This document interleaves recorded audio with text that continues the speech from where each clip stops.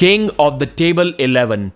The Ivan Matyushenko versus Artyom Morozov left arm world title match was an absolute war in the initial rounds. But then Morozov used his superior versatile technique and his endurance to prove why he was the defending and now the current East versus West and the champion of the world on the left arm in the super heavyweight division. Morozov may not seem to be the most dominant champion. Why? Because he often seems to grind his way towards victory. He is not just destroying his opponents from round 1. But when we look at the score, when we look at the results, he is really difficult to beat. First victim was Tobias Sporong, then Matt Mask, Cody Spurmerit, David Dadikian, Hermes Gasparini, Corey West, Alex Kordecha, and now breaking the dreams of Ivan Matyushenko to hold 2 titles at the same time. 8 matches, 8 wins, perfect record. And that's not even counting his right arm wins. So what's next for the Terminator? At first, a right arm super match against Vitaly Laletin at East versus West 13. This one is already confirmed and it is a match that Morozov can either win or lose.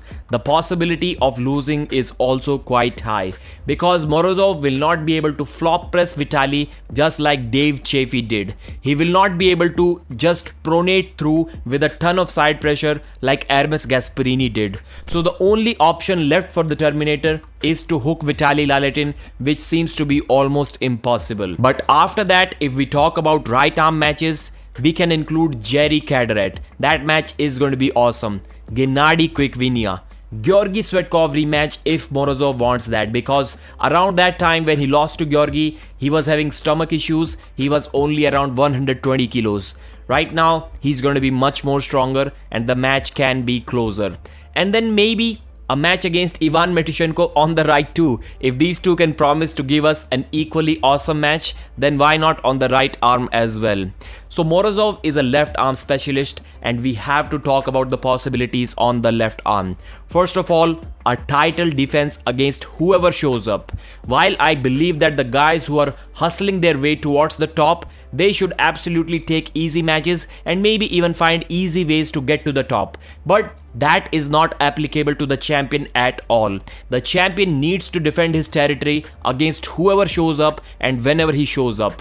So let's talk about most difficult to least difficult opponents for Morozov's left arm title. Alijan Muratov. That guy is deadly. You can just look at the past matches between these two on the left arm and you will know what Alijan can do to Artyom Morozov. Vitaly Laletin. He's also going to be really difficult to hook. Levan Saginashvili, and I'm counting Levan at number 3, assuming that Levan is not going to be in top shape. If he is, then he's going to be number 1. Kamil Jablonski and Georgy Svetkov as well, because his left arm top roll cannot be neglected. And that's not including Kordecha or Tobias or Ivan, because Morozov has already taken care of those guys.